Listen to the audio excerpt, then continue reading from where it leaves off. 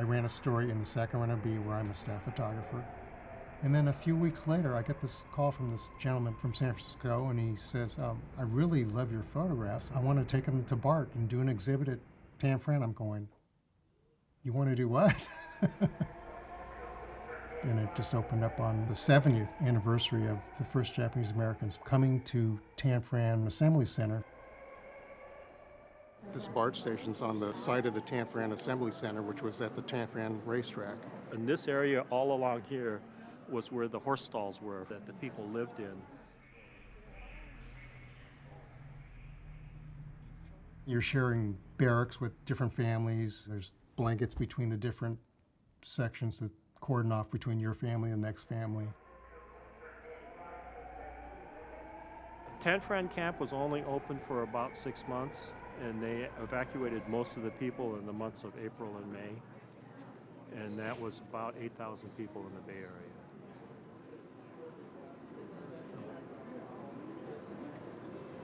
So who took that photo? Dorothea Lang. I can't pronounce your mom's name. Dorothea, correct? Okay. So she's guarding the luggage. Years ago, my uncle told me that our family was photographed by Dorothea Lang when they went to internment camp. My grandparents, my dad, my aunt were all photographed. So I was like really intrigued. I'll show you another photo that she took. My dad's little iPhone with a Dorothea Lang photograph of him, my aunt, and my grandparents. My grandmother took that photo? Yes. I was 14 years old then. The pictures were so moving. I mean, she followed some of the families that are in the pictures all the way from when they were picked up at the bus stop to the assembly center.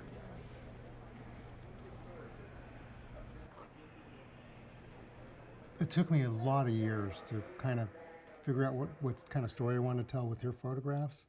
I've seen a lot of, I wanted to do an internment story, but I wasn't sure exactly what it was going to be. I wanted to find out what happened to those people in those pictures looking up out of the pages of those books. I want to know who they were and what happened to them after this event happened, what happened to their lives. I wanted to have my photographs have the same feel as her photographs do. So when you look at this old photograph from 1942 to this new photograph of the person who was in her photograph, they'd be different, but they'd feel the same. And there'd be a marriage of the two. And with their life story, all three, the words, the two pictures, that's what I'm trying to do so you won't forget them. So that part of history just does not get lost.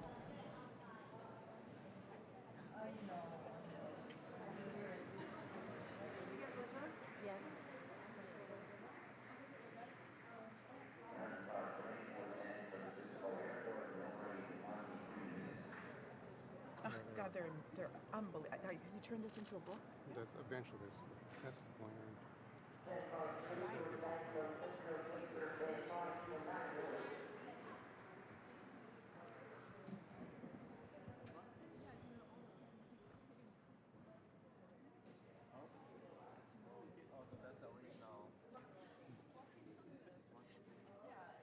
It does dredge up a lot of emotion for them.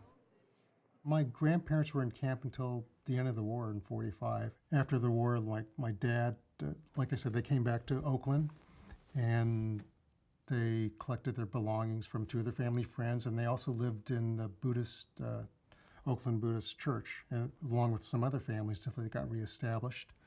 And then my grandfather, since they had no business anymore, he and my grandmother ended up being like domestics, cleaning houses in Oakland and Berkeley. My uncle is the one that told me about our family was photographed by Dorothea Lang. And my uncle was an artist in San Francisco. And he told me as I was becoming a better photographer, that, oh yeah, Dorothea Lang photographed our family. And that's how I discovered when I went back to the National Archives to look for the photographs.